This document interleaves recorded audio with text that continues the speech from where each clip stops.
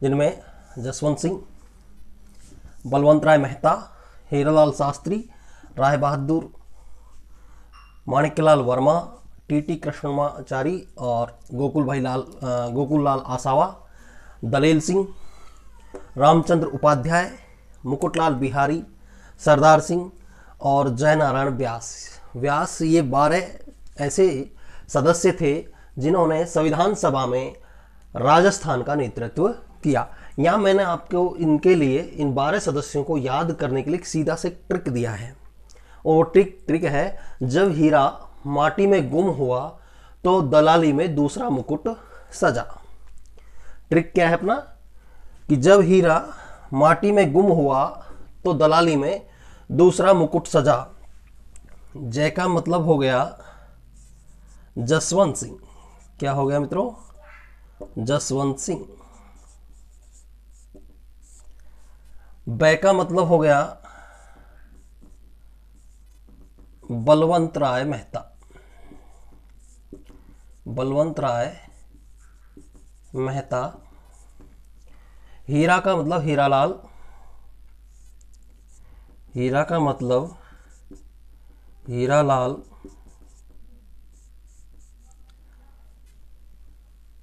रा का मतलब हो गया, ये जो रा है इसको हम यहां से चाहे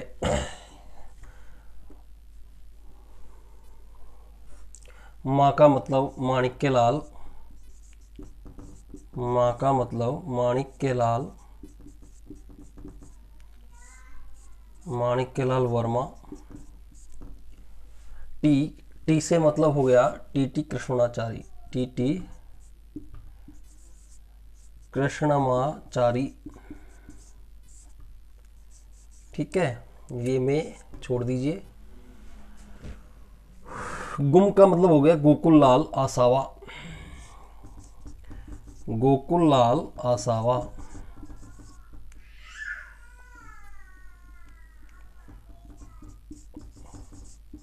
गोकुल लाल आसावा। ठीक है मित्रों,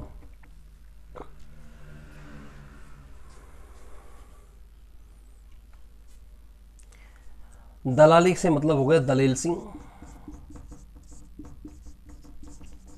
दलेल सिंह।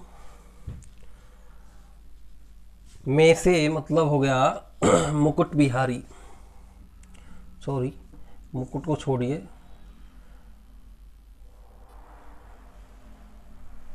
रा से हो गया रामचंद्र उपाध्याय। रा का मतलब हो गया रामचंद्र उपाध्याय। उपाध्याय। मुकुट से मतलब हो गया मुकुट बिहारी। क्या हो गया?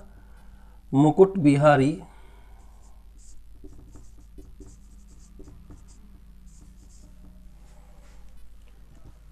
और इस जा का मतलब हो गया जयनारायण व्यास। क्या हो गया? जयनारायण व्यास। ठीक है मित्रों, तो इस तरह 12 सदस्य थे और इस सह का मतलब हो गया सरदार सिंह। क्या हो गया? सरदार सिंह। जो दूसरा का सह है इसका अर्थ हो गया सरदार सिंह।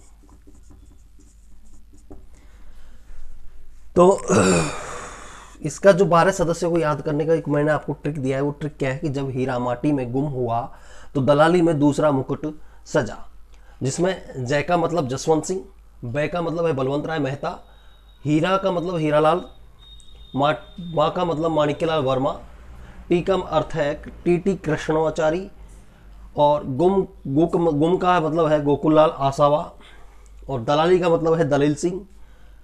इस दू का मतलब इस दूसरे में जो रा है इसका अर्थ है रामचंद्र उपाध्याय, और सै का अर्थ है सरदार सिंह। मुकुट का अर्थ मुकुट बिहारी लाल, और जा का मतलब है जयनारायण व्यास। क्या है? जयनारायण व्यास। तो ये 12 सदस्य थे जिन्होंने संविधान सभा में राजस्थान का नेतृत्व किया। इसके अलावा जैसे हम कुछ जानकारी देखें, जानकारी हासिल करें संविधान सभा से संबंधित, तो परामर्शदात्री जो परामर्श समिति जो थी, संविधान की सलाहकार जो समिति थी, इस समिति ने संविधान का पहला प्रारूप अक्टूबर 1947 में तैयार किया। कब तैयार किया मित्रों?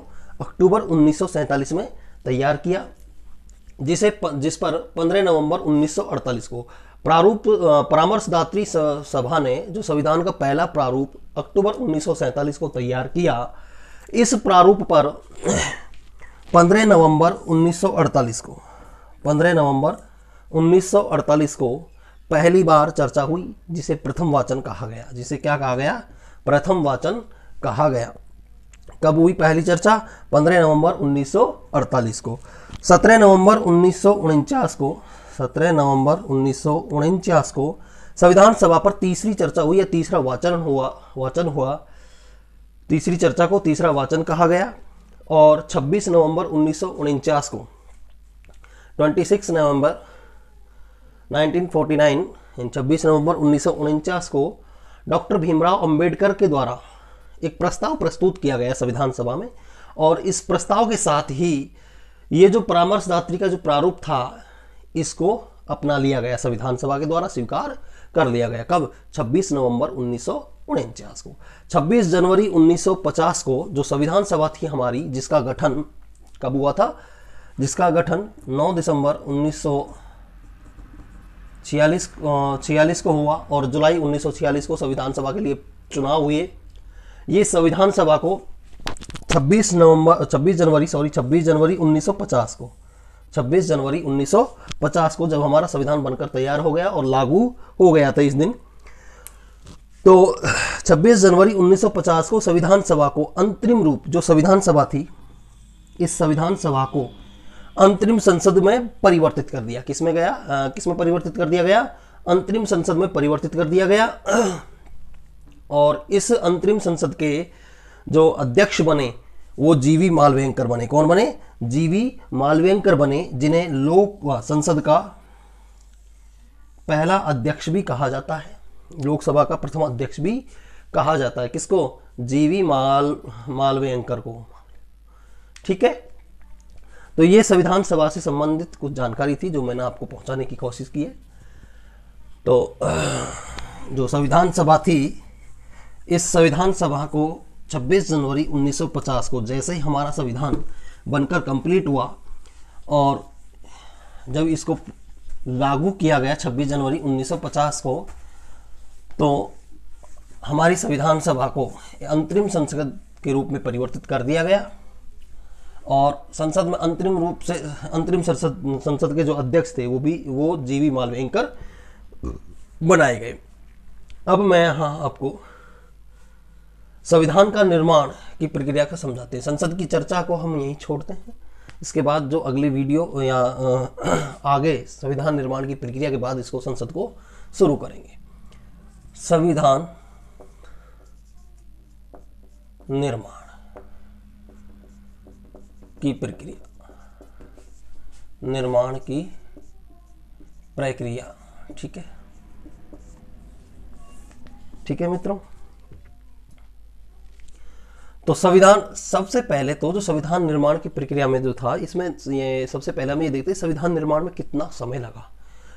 संविधान निर्माण की प्रक्रिया के बारे में हम अध्ययन करें तो संविधान निर्माण में 2 वर्ष 11 माह 18 दिन का समय लगा, क्योंकि संविधान सभा का गठन पहली बैठक, ये निर्माण का समय पहली बैठक से और आखिरी जब संविधान लागू हुआ उस समय को काउंट किया जाता है इसमें। तो 9 दिसंबर 1946 को पहली बैठक हुई और उसके बाद 26 नवंबर 1949 को हमारा संविधान बनकर तैयार हो गया था। तो इस बीच जो समय अवधि थी वो 2 वर्ष 11 माह 18 दिन का समय था।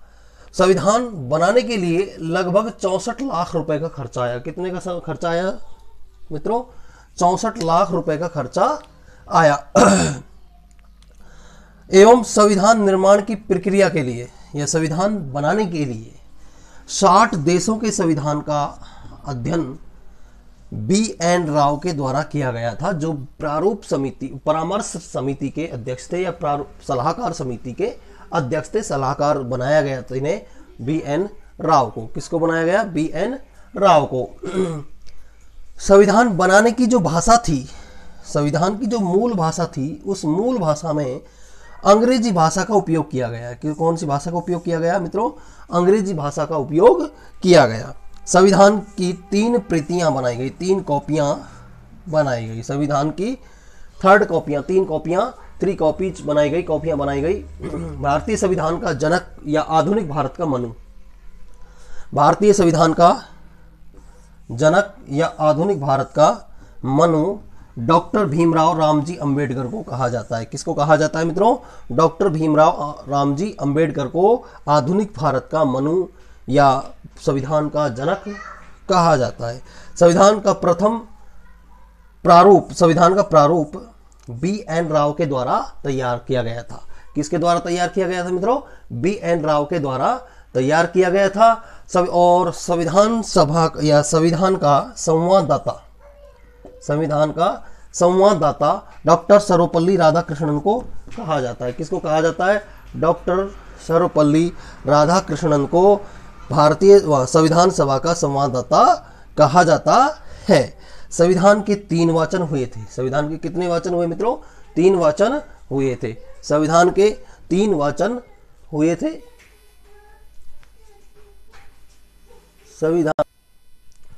संविधान के 3 वाचन हुए थे। इनमें से पहला वाचन 4 नवंबर 1948 से 9 नवंबर 1948 तक संविधान सभा में हुआ था। संविधान के 3 वाचन हुए थे, यानी पढ़ने की जो प्रक्रिया थी संविधान की वो 3 बार की गई। पहली बार 4 नवंबर 1948 से 9 नवंबर 1948 के बीच संविधान सभा में की गई। उसके बाद 15 नवंबर 1948 से 17 अक्टूबर 1949 तक जनता के बीच संविधान की दूसरी बार चर्चा हुई। ये द्वितीय वाचन कहलाया। ये क्या कहलाया? द्वितीय वाचन। ये प्रथम वाचन। और जो तीसरा वाचन था ये 24 नवंबर 1949 से 26 नवंबर 1949 के बीच संविधान सभा में हस्तलिखित, पारित या आत्म अर्पित अधिनियमित इसको अपनाया गया। इन शब्दों का प्रयोग करते हुए इसे अपनाया गया। 26 नवंबर 1949 को ही भारतीय संविधान बनकर तैयार हुआ, जिस पर संविधान सभा गठित की गई उस संविधान सभा के 284 सदस्यों ने हस्ताक्षर किए थे। तो ये क्वेश्चन बन जाता है कंपटीशन में और बार बार रिपीट भी होता रहता है ये कि भारतीय संविधान पर कितने संविधान सदस्यों ने हस्ताक्षर किए थे। तो कितने सदस्यों ने हस्ताक्षर किए मित्रों? 284 सदस्यों ने हस्ताक्षर किए थे। 26 नवंबर 1949 को संविधान में ही 26 नवंबर 1949 को ही संविधान में प्रस्तावना को जोड़ा गया। किसको जोड़ा गया? प्रस्तावना को, जो कि एक उद्देशिका के नाम से भी जानी जाती है और इसे संविधान की आत्मा भी कहते हैं। 26 नवंबर 1949 को जो संविधान बनकर तैयार हुआ, इसमें से कुछ प्रावधान जैसे कि भारतीय नागरिकता से संबंधित, निर्वाचन से संबंधित और संसद से संबंधित प्रावधानों को उसी दिन लागू किया गया, जबकि बाकी जो संविधान था वो 26 जनवरी 1950 को लागू हुआ। कब लागू हुआ मित्रों? 26 जनवरी 1950 को लागू हुआ। संविधान सभा की अंतिम बैठक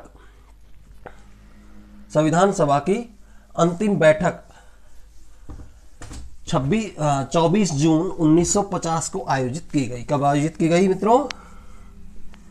24 जून 1950 को आयोजित हुई संविधान सभा की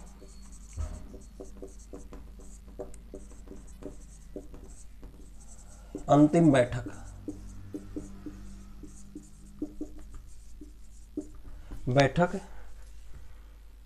24 जून 1950 को आयोजित हुई और प्रथम बैठक 9 दिसंबर 1946 को। तो अंतिम बैठक 24 जून 1950 को आयोजित हुई, जिसकी अध्यक्षता राजेंद्र प्रसाद ने की थी। अब यहां एक ध्यान देने की चीज यह है कि अध्यक्ष पद को यहां समाप्त कर दिया गया। अंतिम बैठक जो हुई उस बैठक में अध्यक्ष पद को समाप्त कर दिया गया और जो संविधान सभा के जो अध्यक्ष थे, इनको एक नया नाम दे दिया गया, भारत का राष्ट्रपति। भारतीय गणतंत्र गणराज्य का राष्ट्रपति जो कि कौन बने, कि किसको नियुक्त किया गया, डॉक्टर राजेंद्र प्रसाद को। किसको? राजेंद्र प्रसाद को भारत का, स्वतंत्र भारत का प्रथम राष्ट्रपति बनाया गया। तथा जन गण मन को राष्ट्रीय गान घोषित किया गया। जन गण मन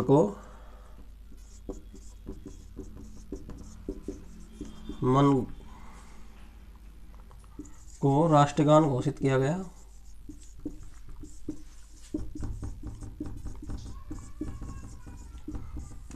घोषित किया गया।